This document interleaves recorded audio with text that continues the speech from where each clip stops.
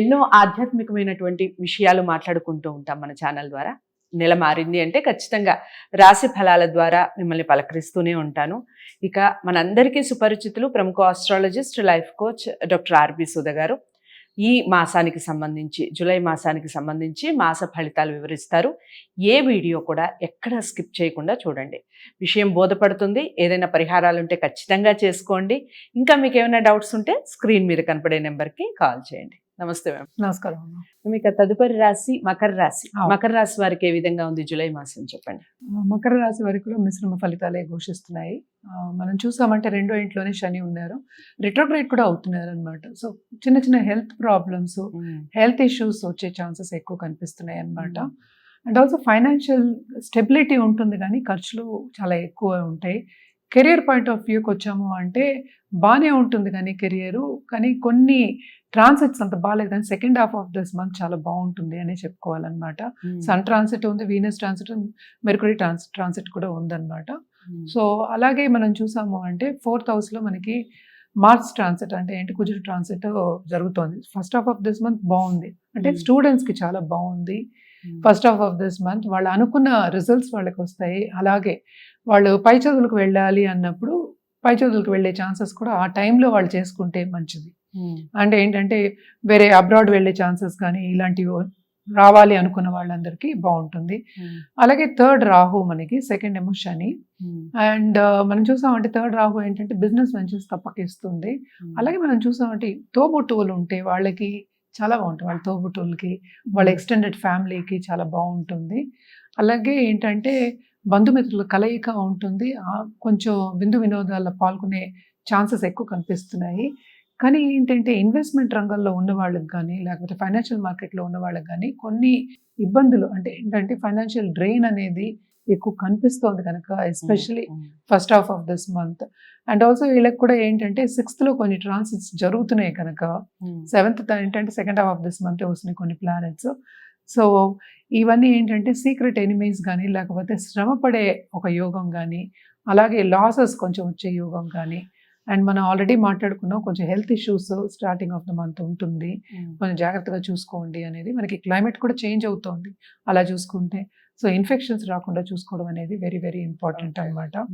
అలాగే ఈ రాశిలో ఉన్న పాలిటీషియన్స్, కొత్తగా పదవి వచ్చిన వాళ్ళు, అంటే పదవి వస్తుంది తప్పక, ఇబ్బందులు అంటే కొత్తగా వచ్చింది కదా, సో ఇబ్బందులు అనేవి, అడ్జస్ట్మెంట్ పీరియడ్ అనేది కొంచెం ఎక్కువ. కష్టం అడ్జస్ట్మెంట్లో కొంచెం ఏంటంటే యాంగ్జైటీకి చాలా ఊరవుతూ ఉంటారు.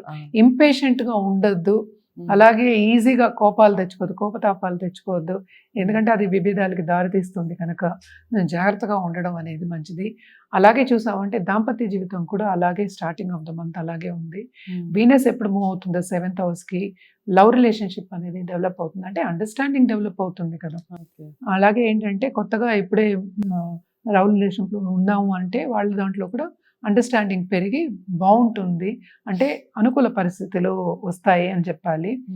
పిల్లల విషయానికి వస్తే మాత్రం first half of this month బాగానే ఉంటుంది, వాళ్ళతో సన్నిహితంగా ఉండాలి, ఎందుకంటే ఎక్కువ ఆర్గ్యుమెంట్స్ వద్దు అనేది సూచన అనమాట. Second half of this month మళ్ళీ ఏంటంటే 5th హౌస్కి మనకి జూపిటర్తో పాటు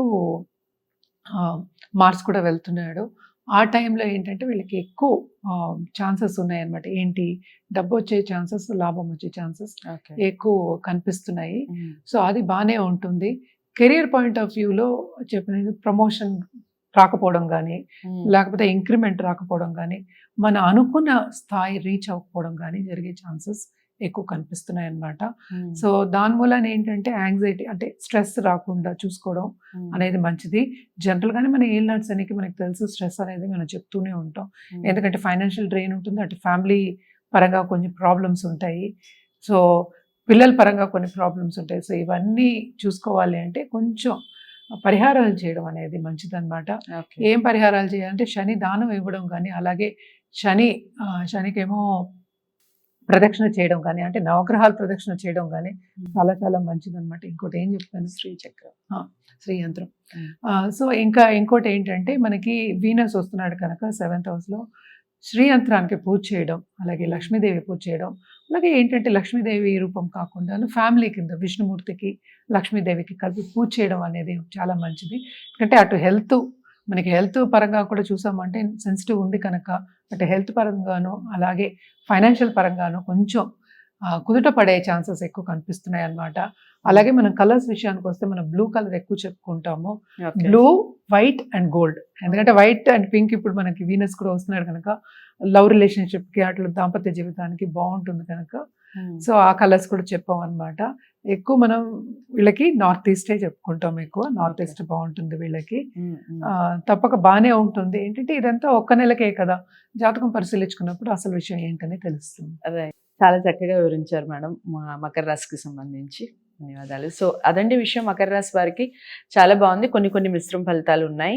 ఎలాంటి పూజలు చేసుకోవాలి, ఏ విషయాల్లో జాగ్రత్తలు వహించాలి, ముఖ్యంగా శ్రీయంత్రం అని చెప్పారు, శ్రీయంత్రాన్ని ఏ విధంగా పూజించుకోవాలి, ఇలాంటి వాటిలో ఏదైనా డౌట్స్ ఉంటే స్క్రీన్ మీద కనపడే నెంబర్కి కాల్ చేయొచ్చు, లేదా జాతకాలని పరిశీలించుకొని మేము పరిహారాలు చేసుకుంటామన్నా కూడా తప్పకుండా స్క్రీన్ మీద కనపడే నెంబర్కి కాల్ చేయండి. డాక్టర్ ఆర్బి సుధ గారు మీకు అపాయింట్మెంట్ ఇచ్చి మీ జాతకాలను పరిశీలించడం జరుగుతుంది. వీడియోని లైక్ చేసి షేర్ చేయండి, ఛానల్ని సబ్స్క్రైబ్ చేసుకోండి. నమస్తే.